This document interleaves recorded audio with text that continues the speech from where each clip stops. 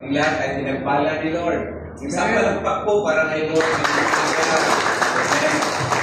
Thank you, Pastor Nathan, sa team, at sa ating lahat na nandito sa bahay ng Panginoon. Magandang umaga po. Ayan. Napakadaming dapat natin ipagpasalamat sa ating Panginoong Diyos. Sa nakarang linggo, sino sa inyo ang hindi sumakit ang tiyan? Ako, hindi sumakit. Sa atin lahat na pinagaling ng Panginoon, may lakas galing sa Kanya. Palakpakan natin rin si Lord. Amen. Amen. Amen. Nalate po kami ng dating dahil may hinintay kami supposed to be na sasamba kasama natin. Nandito na ba sila? Paano? Alright, so salamat sa Lord. Alright, ito yung huling Sunday ng September. Ilang 90 days na lang yata, Pasko na. Pakibati ng katabi mo, Merry Christmas. Merry Christmas po. I'm not ready yet. Malapit na daw.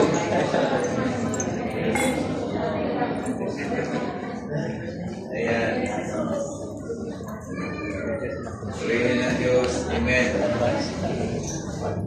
Ang ating pong topic ay still yung extra mile.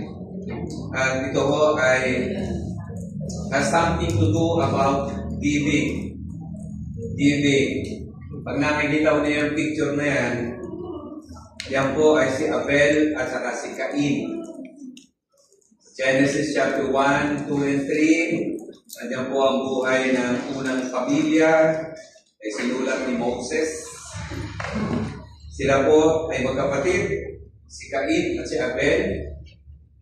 Nakikita ko ninyo sa itsura ni Abel. Siya po ay may paghahandog, pagbibigay, at pagkakaloob sa Diyos. May tagumpay. Pero itong si Cain, ayan, hindi yata katanggap-tanggap sa Diyos ang kanyang pagkakaloob at kanyang magbibigay. Yan po nakikita ko natin ang diferensya. So, let us continue. Ang sermon po na ito ay topical. Mga nangarang sermon natin, mostly textual. Pero ito pong topical ay napakaganda ko pagmasdan. Next picture, makikita ho natin na sa ating pong pagsamba sa Diyos, ito po para kumpleto. Dapat may pagpupuri at pag-aawitan. Again, ginawa natin kanina, pag-aharana sa presensya ng Diyos. And after that, ito pakikinig ng kanyang salita. Ito po ay kailangan. Tapos yan tayong magpuri sa Diyos, kaya naman natin ang Diyos magsalita sa atin. At pagkatapos po ay pananalangin, kasama din po rito ang pananalangin. Kaya tayo nandito sa bahay ng Panginoon, ito ay bahay panalanginan. Pangapat po ay pagkakaloob, giving. Nandito po tayo para magpasalamat sa Diyos, kaya tayo nasa bahay niya, para pasalamatan siya sa isang linggo. Na pag-aruga, pagkalinga, bagaman may mga hamon sa buhay, naranasan, yet hindi tayo pinabayaan. Can you say amen? Amen. Kaya dapat tayong magpasalamat. At ang tanda ng tunay na pasasalamat sa Diyos, ayun tayo mayroong naibibigay sa Kanya.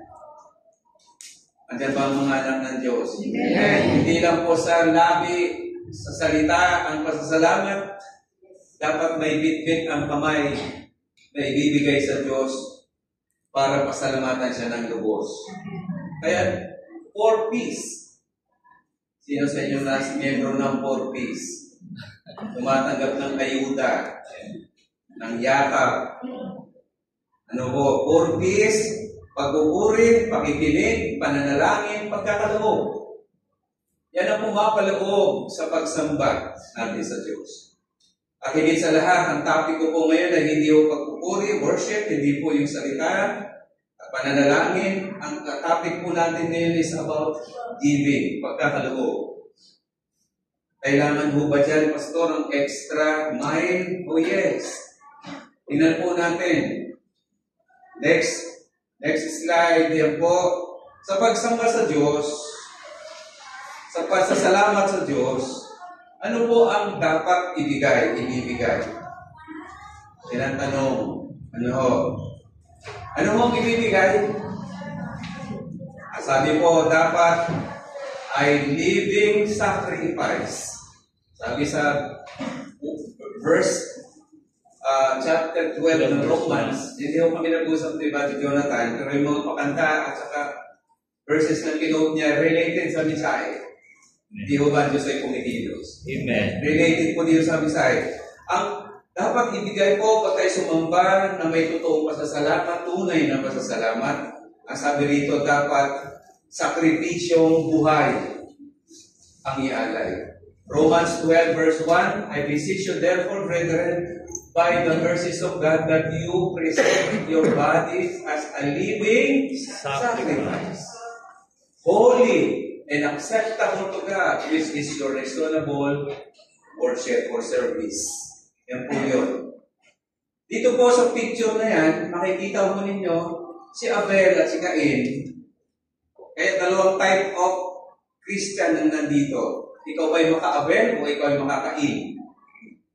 Si Abel, ano ang kanyang pinagkaloob sa pasasalamat sa Diyos sa kanyang ani? Ang sabi dyan, ang kanyang pinagkaloob yung the best. The best na meron siya sa buhay na ikinabubuhay niya at ng kanyang pamilya. Pag sinabing the best, ibig sabihin ng kanyang binigay sa Diyos ay yung panganay. Yung unang ani. Yung unang panganay ng anak ng mga hayop na inaalagaan niya. The best yun. You say amen. Amen. Gusto ng Diyos, pag tayo sumamba, magpasalamat sa Kanya, the best na ibigay sa Kanya. Amen. Natutuwa siya nun. Amen. Gusto ba ninyo ng inyong mga mahal na anak, pag nagregalo sa inyong birthday, sa inyong wedding anniversary, at ibibigay ay hindi the best? Hindi nyo gusto yun, hindi natin gusto. Ang gusto natin ibigay sa Kanya, sa mga magulang, kapag may event, sa buhay natin, bibilan tayo ng the best. The best, bibili kagabi po, binilang kami, niregalo kami ng aming anak. The best na damit sa kasama, the best na damit sa papa. The best na pagkain ang ibibigay. Kasi gusto po ng mga magulang at higit sa lahat, espiritu ng magulang natin sa langit. Ang ipagkaloob ng kanyang mga anak para sa kanya yung the best. Palagpakan po natin ang Panginoon. Kay Cain, ano ang kanyang ipinagkakaloob pag siya sumamba at magpasalamat? Yung tira-tira. Si Cain ho yun. Hindi siya pumatay ng hayop, ang binigay lang niya ay walang buhay. Walang kabuhay-buhay at binigay ni Cain sa kanyang Panginoong Diyos. Ayan, meron kayo makikitang pakuan, meron kayo makikitang tuyot na gulay. Kaya nung sunugin nito, ang usap hindi mo katanggap-tanggap sa Diyos. Bakit? Kasi hindi siya nag-extra mile na kagaya ng ginawa ni Abel. Ano ba mga anak ng Diyos? Saan related ang extra mile? Dito kulang si Cain ng extra mile. Kapatid, dito sa KOTC, hindi tayo maka-Cain, tayo yung maka-Abel. Palakpakan ng Panginoon. Pagkabigay, magpasalamat sa Diyos. Living sacrifice, buhay na sakripisyo ang ialay sa Diyos. Ang halimbawa po natin, next slide, dyan ay si Abraham. Tingnan po ninyo yan. Sino si Abraham? Siya ang tatay ng ating pananampalataya. Paano siya sumamba, si Abraham? Sabi ng Diyos kay Abraham, dalhin mo ang iyong kaisa-isang anak at mahal mong anak, ialay mo siya sa akin, sa Mount Moriah. Sumamba ka doon, at ang alay mo ang iyong anak. Grabe. Nagreklamo ba si Abraham? By faith, sumunod sa utos. 4 na araw siyang naglakbay from where they were to the Mount Moriah. 4 days. At ang sabi ng Biblia, madaling araw, naglakbay na si Abraham. Si Dad, ang taong gustong mag-alay sa Diyos at sumamba sa Diyos, madaling araw pa lang, sumusunod ka sa Diyos. Amen. At iaalay yung sana ay labag sa kalooban niya, pero hindi mo niya yung pinansin. Yung kaisa-isang anak na bigay ng Diyos, babawiin pa ng Diyos. Dapat hindi yung katanggap-tanggap kay Abraham. Pero because Abraham is a man with so much faith and so much obedience ang mayroon siya. Ang pananampalataya na walang pagsunod, hindi kumpleto. Ang pananampalataya ni Abraham ay pagsunod, total na obedient siya sa utos ng Diyos. Ialay ang anak. Pinagkait ba ni Abraham ang kanyang kaisa-isang anak? Hindi. Ito'y kanyang kusang ibinigay. Ang pinaka-the best na alay, nag-iisang anak, hindi niya pinagkait.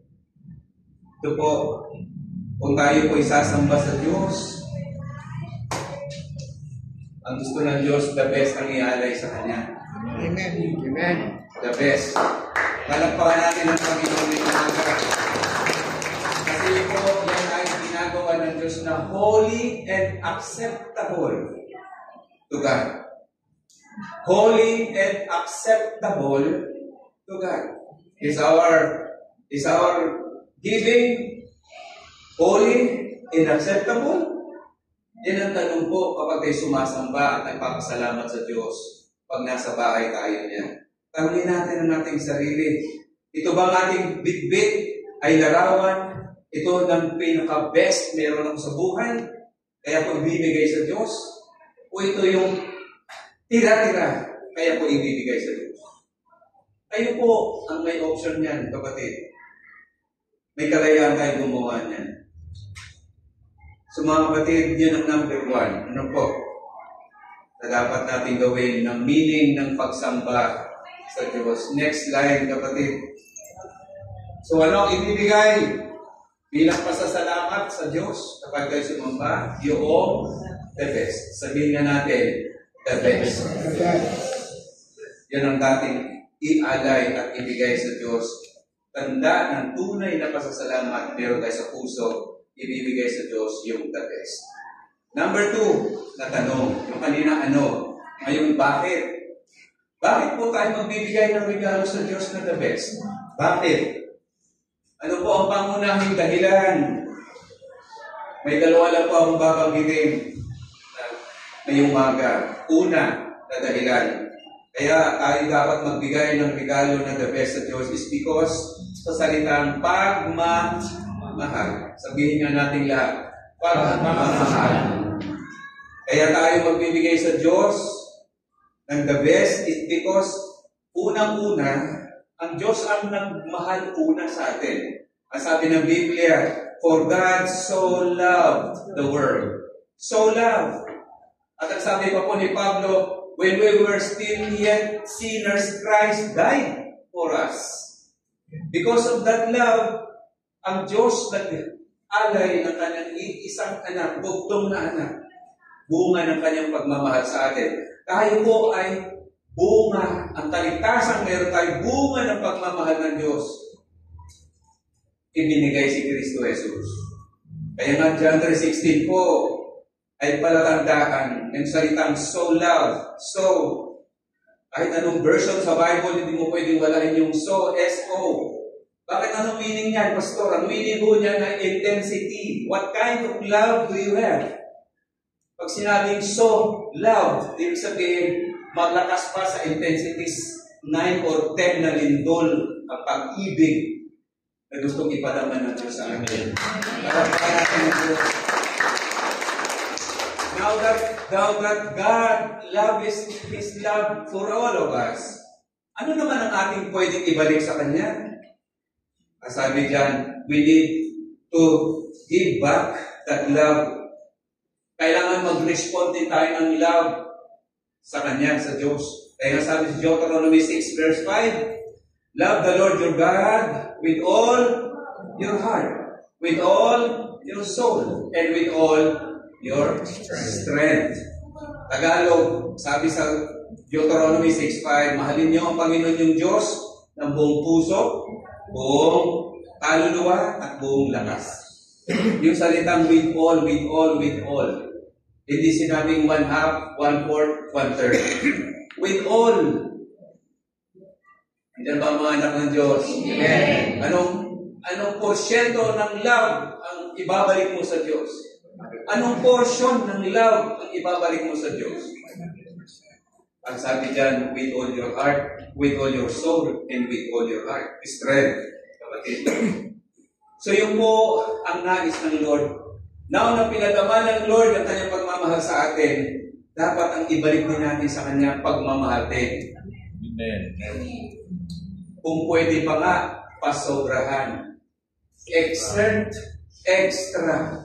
Dahil pag may extra kang pagmamahaling pagkakaloob sa Diyos, doon ka mapapansin ng Diyos. Amen. Palakpakan natin ang Panginoon. Yung extra mile na yun, hindi iniuutos yun. Usang loob mo na ibinibigay. And that's very, very important sa Diyos. Na napapadala ka ng pusang loob, extra na pagmamahal sa Diyos. Kaya dito po, ang Diyos ay nagmahal sa atin at tayo din naman mula sa ating puso, mamahalin natin ang Diyos. This is just normal in a relationship. If you declare, if you accept that you have a relationship with God, at hindi lamang ang Diyos ang naramdaman mo ang kanyang pag-ibig, gusto rin ng Diyos ang pag-ibig mo kanyang maramdaman. Amen. Amen. Ganyan po, kaya tayo nagbibigay sa Kanya. Sabi nga, it is impossible to love without giving. It is possible to give without love, but you cannot love without giving. I am right? Sa Tagalog, pwede kang magbigay ng walang pagmamahal, pero hindi ka pwedeng magmahal ng walang pagbibigay. Mahal ba ninyo ang Diyos? Amen. Yan, iniintay ng Diyos na ipadama mo sa Kanya yung pagmamahal na yan. With your giving. Yan. Now, yun ang una. Bakit po tayo magbibigay sa Diyos ng the best? Dahil sa pagmamahal. Number 2, dahil sa principle of sowing and reaping. Andiyan ba mga anak ng Diyos? Amen.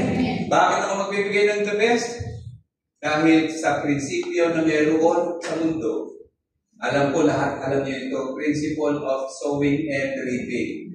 Kaya tingnan niyo po, isang magsasaka nagtatanim ng palay. Tapos,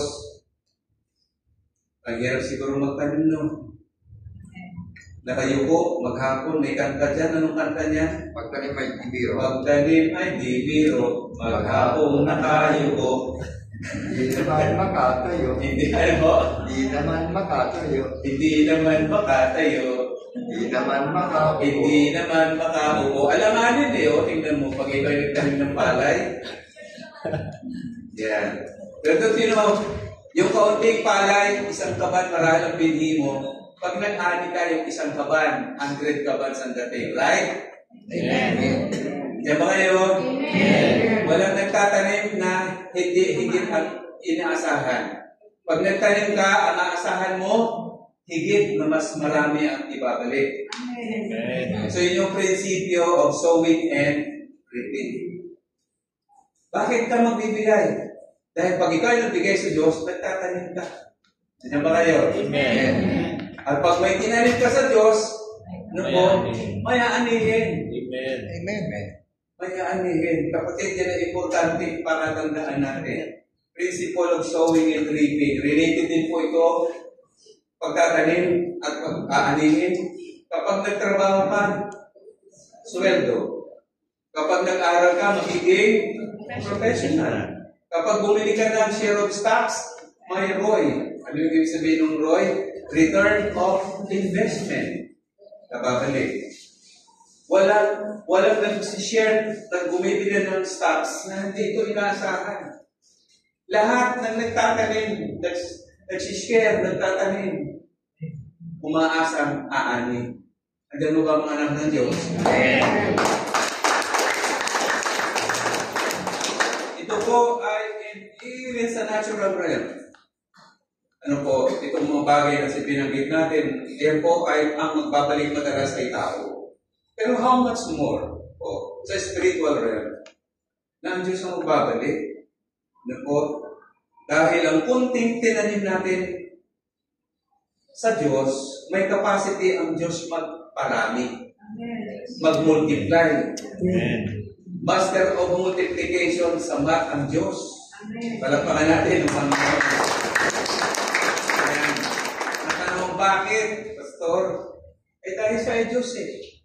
Walang imposible sa Diyos. Si Kristo nung nagmi-ministry, yung baon ng bata, ilan yung baon ng bata? Ilang isda? Lima. Ay, Ilang dalawa. tinapay? Ay, limang tinapay. May mga isda? Dalawa. Ilang libo ang pinakain ni Jesus? Diba? 5,000. 5,000. So therefore, si Jesus ay mayroong divinity, may kapangyarihan ng pagka-Diyos na kaya nang i-multiply. Nag-magic ba ang Lord? Never. Pinag-pray lang niya po eh. Tapos yung kanyang hawak na baon ng bata, hawak-hawak niya, walang tigil ng kakukuha ng plato na mayroon ng pagkain. Ang mga alagad, hindi na uubos. Nagmumultiply yung plato, may baon doon na nilagay ng bata, ng magulang ng bata, yung pinabaon para makinig kay Jesus. Hindi na ubos. Sino ang nagtanim doon? Yung bata. Hindi lang yung bata, yung magulang ng bata ang nagtanim. Dahil naniniwala yung magulang at yung bata, dahil sa kanyang pakikinig ng salita ng Diyos, ano po, gusto nun ng mga tao, multitudes of them were following Jesus. At sa kanilang pagsunod, ano po, nagbaon. Yun yung investment ng bata. Ginamit ng Panginoon. Bumili kayo, ang mga agalagad ko ng pagkain, huwag niyo pauwiin itong 5,000 mahigit. Actually, 15,000 daw yun eh. Dahil lalaki lang yung 5,000. Hindi pa pauwiin. Maghapon sila nakinig kay Jesus. Naawa sa Jesus. Kasi uuwi sila, baka wala din pagkain. Sabi niya mga alagad, bumili kayo pagkain, pakainin niyo ito. Sabi ng isang alagad, Panginoon eh, wala nga akong pabilihan dito ng pagkain, nasa bundok tayo. At saka, 1 taon, 2 taong sweldo, baka hindi pa magkasya dyan. Pero may isa kong bata, nagpakita ng baon. Andiyo ba kayo? Amen. Bless the Lord. Minultiply the Lord and thousands were able to eat the bread and the fish. At may sobra pa. Ilan ang sobra? 12 kaing. Palakpakan nga natin si Lord. Hallelujah. Therefore, ang Diyos, walang imposible sa Kanya. Kaya niyang paramihin ang iyong ini-invest, tinatanim sa Panginoon. Amen. Walang imposible sa Diyos. So, huwag tayong maghinayang kung magtataniman lang tayo, damihan na natin ang tanim. Hindi lang 2 isda, hindi lang 5 pandesal.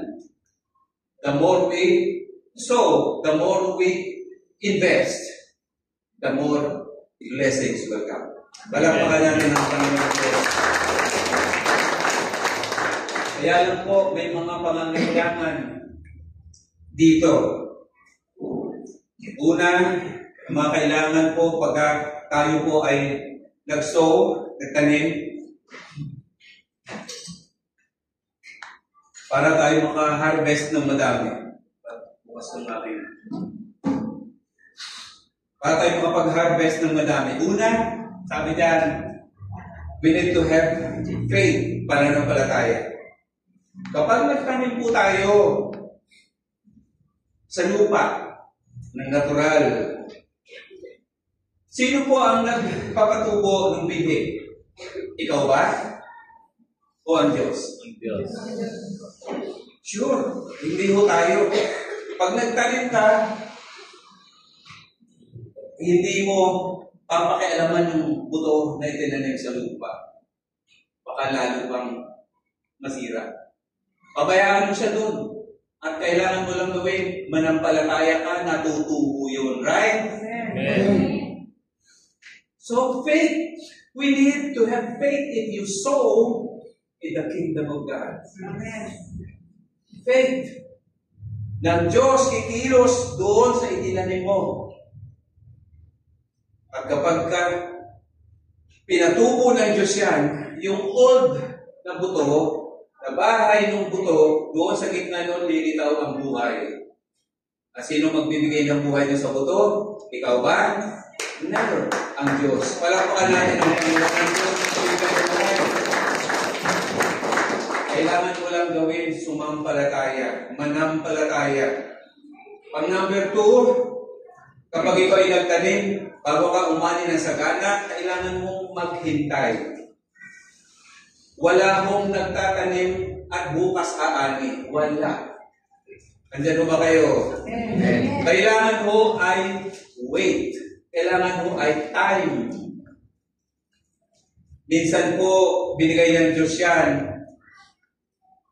Hindi mo pwedeng magicin po ang pagbubunga. Para tayo po'y matuto ng ugaling marunong maghintay. Ano po? Amen. Dapat marunong tayong maghintay. Kanino ho tayo maghihintay? Sa Diyos. Amen. Sa Diyos tayo maghintay. Habang tayo naghihintay, hindi ginagawa ka, kapatid. Kailangan mong mag-pray. Andiyan ba kayo? Amen. Kailangan mo yung pananampalataya.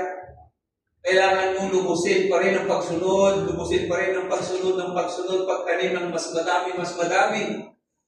While waiting, you need to do extra mile. Kapatid.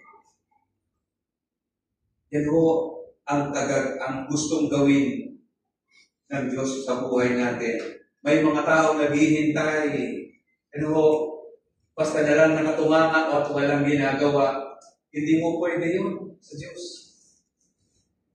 Ang gusto ng Diyos, habang naghihintay ka, may ginagawa ka, may extra kang ginagawa.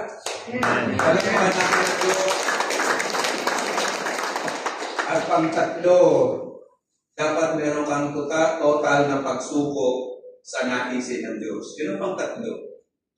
Hindi lang ang pananampalataya, paghihintay, mayroon kang total na pagsuko sa nais ng Diyos. Huwag mo pangunahan ng Diyos, kapatid. Sabihin mo ang Panginoong Diyos, suko ako sa iyo. Kung anong gusto mo, tanggap ko. Nandiyan ba ang mga anak ng Diyos? Amen. Kung anong gusto mo, Lord, tanggap ko. Amen. Yan po dapat ang meron tayo. Kaya sabi ni Jesus, kanyang ama nung siya mamamatay na, doon siya nanalangin sa Garden of Gethsemane, ulo ang kanyang pawis. Di mo ba? Nag-pray siya. Nakita niya yung kupa, laman ng kupa is suffering. Sabi niya, Lord, let this cup, this suffering pass on me.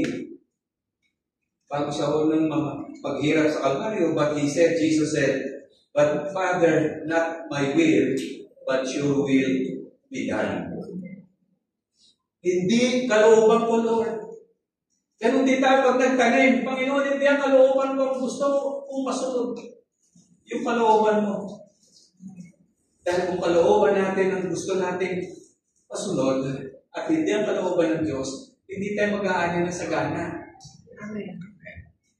Ang pag-aani ng sagana ay yung galing lang talaga sa Diyos.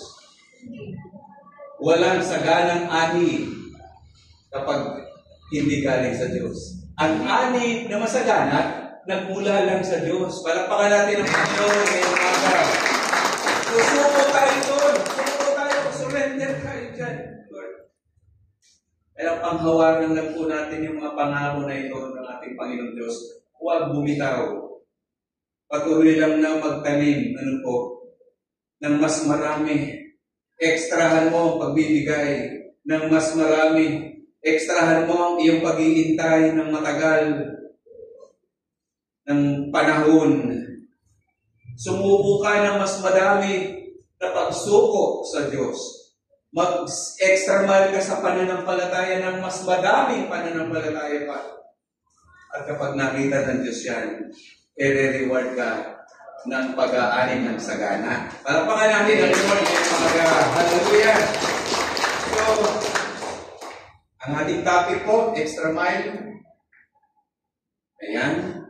Extra mile in our giving. Dito nakikita po natin, sinabi na po natin yan. At sa pagsamba sa Diyos, pasasalamat sa Diyos, anong ibibigay bilang pasasalamat? Yung the best dapat ang ibigay sa pasasalamat natin sa Diyos. Bakit po magbibigay ng best na regalo sa Diyos? Dahil una, sa pagmamahal mayroon siya at sa pagmamahal na mayroon tayo sa Kanya. Ano po? Dagdagan mo natin lalo yung galing sa atin. At hindi lang po tithes in offering ang inaasahan. Huwag po natin asahan na ang love natin ay mayroong porsyento, 10%. Naniniwala ba kayo pag mahal yung inyong asawa? Hanggang 10% ka lang, misis. Ganyan ba kayo? Hindi. Pastora? Hindi. Kapag love mo ang iyong partner, hindi mo sasabihin 10% ka lang. Amen. Hello? Ganun din sa Diyos. Amen. Pag mahal mo ang Diyos, hindi hanggang 10% lang ang Diyos sa'yo. Mas over pa sa 10% ang pagbibigay mo sa Kanya. Ganyan po ang tunay na pagbibigay na may pagmamahal. Ano po? And then dahil sa dyan ang bagay na yan, by sowing and reaping na mararanasan tayo, ini-inspire ng Diyos ang ating pagmamahal, pagsuso sa Kanya ng sagana because of our faith, because of our paghihintay, because of our pag-asa kung hindi nawawala. At habang naghihintay tayo, gagawa pa rin tayo ng more and more na extra para sa Panginoon. So yun po ang extra mile na mensahe ng Panginoon. Meron po akong awit dito na awit ng music team. Ang tanging alay ko. Alam niyo lahat to.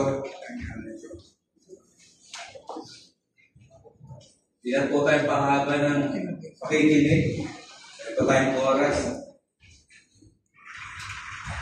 Sabi sa awit, ang tanging alay ko, anumang alay ang gusto niyong ibigay mamaya sa Panginoon, bilang pasasalamat, sabi rito, salamat sa iyo, aking Panginoong Yesus, ako'y tinibig mo at inangking lubos.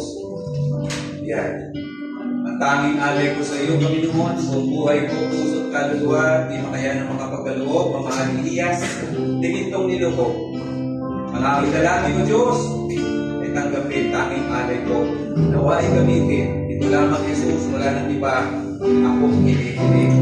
Ito po, awitin natin. Salamat sa iyo. Ako, Diyos. Hallelujah. Aking Panginoon Jesus. Ako'y salamat sa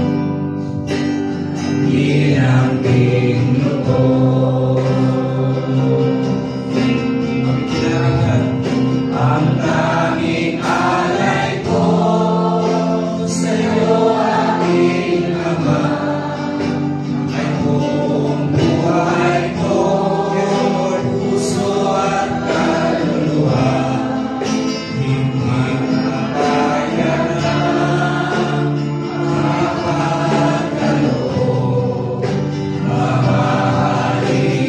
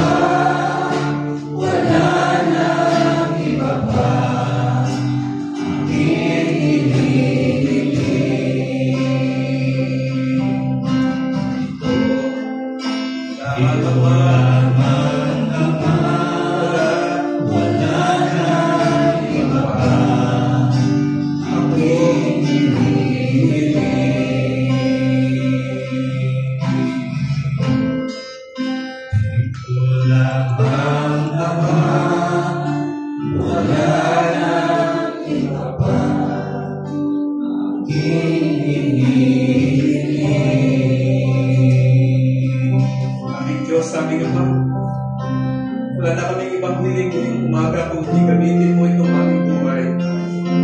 Wala kaming kayang ibigay na malaking halaga kung hindi ang buhay na bigay mo sa amin. Magpapagamit po kami, O Lord, with extra mile. At kung ano mga kabuhayan mayroon kami, ikaw ang may-ari niyan. Ano mang gusto mo diyan, Panginoon Diyos, gawin mo para sa iyong kaluwalhatian at karangalan. Pati yung pamilya namin, Lord, gamitin mo. Kung ano mang meron kami sa buhay, kaluwalhati kayo, Diyos. Sa iyo yan, Panginoon. Hindi amin yan. Tagiran mo lang yan sa amin. Gawin mo kaming mabuting katiwala. Hindi kami marunong mag-hoard. Hindi kami marunong, Panginoon, magtago. Dahil sa iyo, hindi pwedeng itago ang lahat. Alam mo lahat, meron kami.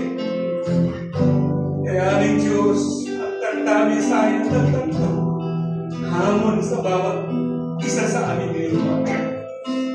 Kumilos po kayo, O Diyos. Tatugin mo ang aming mga puso. Ang aming simbahan ang kailangan ng bahay ng palalanginan. Ibibigay mo sa iyong mga anak. Hinihintay ko lang kami, magkaroon kami ng genuine na pananampalataya. Ibibigay mo ang iyak ng puso namin para sa iyong bahay panalanginan dito po sa Bugantala. Salamat po, Diyos. Salamat. Gagamitin mo ang bawat isa. Ang himala ay darating pag kumuha kami ng the best para sa inyo. Salamat po kayo umaga, Lord. Sa iyo ang pasasalamat, pagpupuri at pagsamba. Iniaalay namin